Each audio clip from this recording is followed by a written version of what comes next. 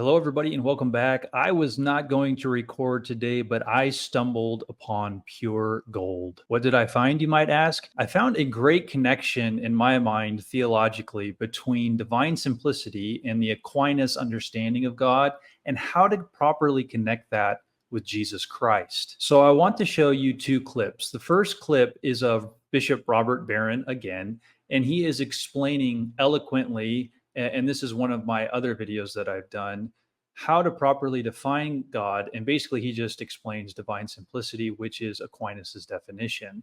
The second clip is a Hebrew scholar who really has helped me understand how to connect divine simplicity to Christ. I thought it would be helpful first to provide a definition of divine simplicity, and then we'll just have Bishop Barron reiterate it. So, divine simplicity is perfectly stated by Matthew Barrett, and I'll leave a link to the article, his article on divine simplicity. But he says this: God is not made up of parts, nor is he compounded or a composite in nature.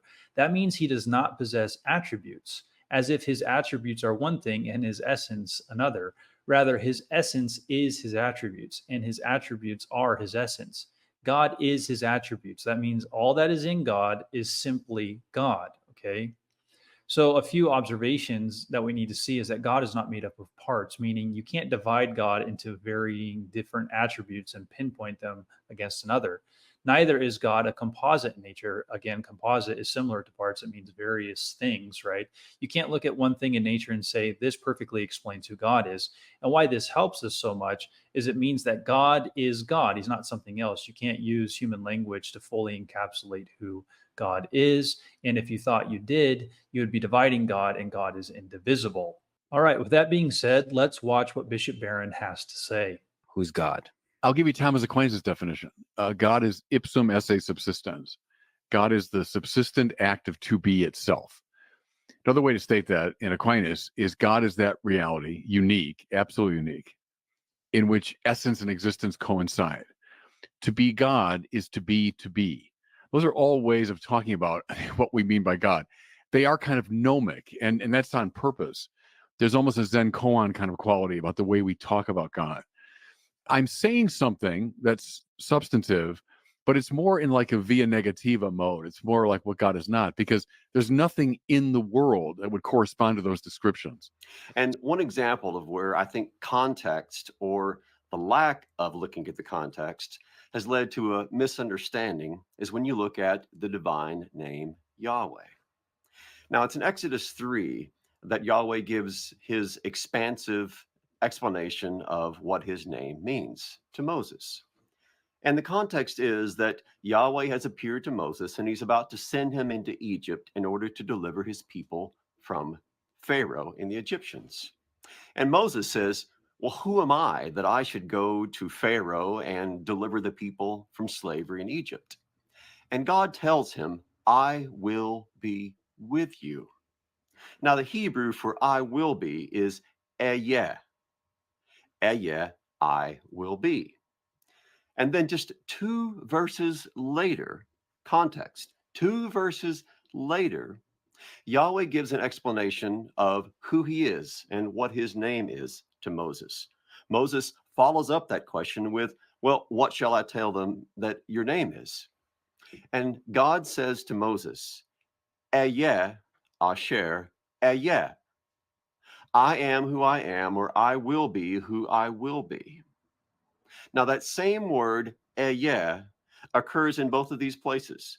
First, God says to Moses, Eyeh with you, I will be with you.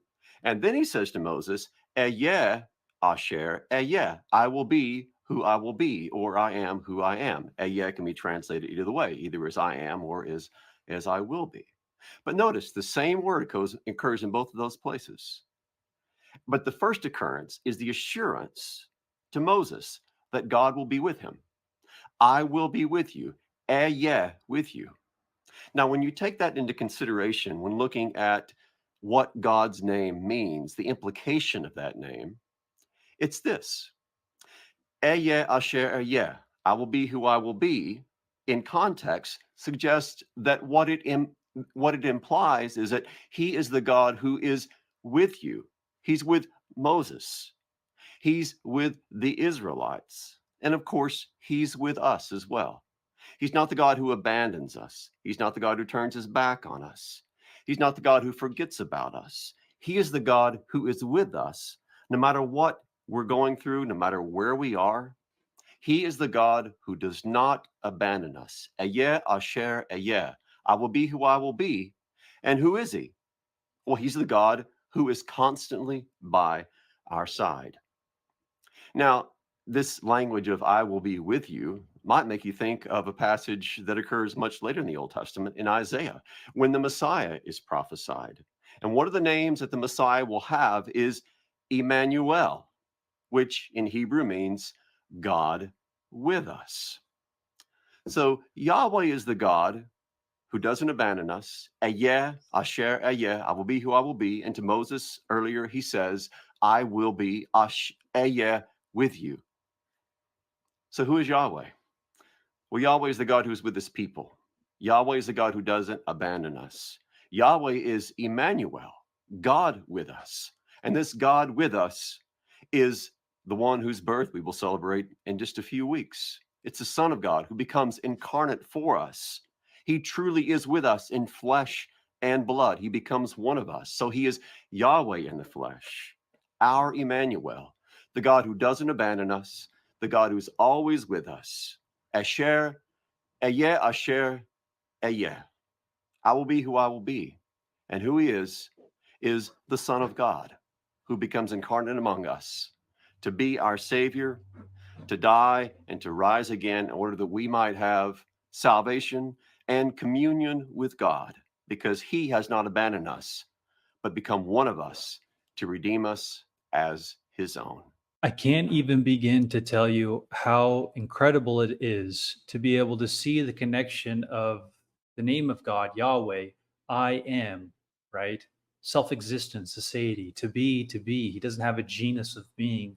You can't explain him. He's inexplicable.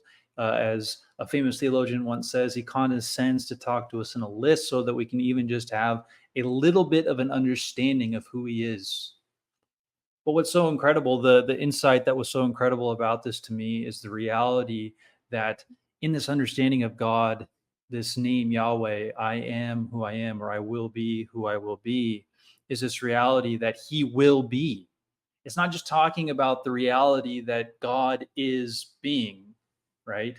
And he's indivisible and you can't separate his essence from his attributes. But the very fact that when you look at what the scriptures are saying in their in its grammar, what it's saying is that not that he is a being, but that he will be present.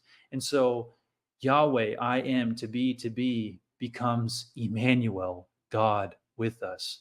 That was just such an amazing insight to me, and it connects divine simplicity and this reality of God as an indivisible, just powerful, personal God who can't be explained by his attributes, and you can't divide his attributes from his essence. This divine simplicity, this God that is who he is, no matter what, and the fact that he has become enfleshed, he has become God with us, and so divine simplicity, the God that is to be, becomes incarnate, dwells among us so that he can always be with us. Incredible, mind boggling. I hope you love that and take it with you today.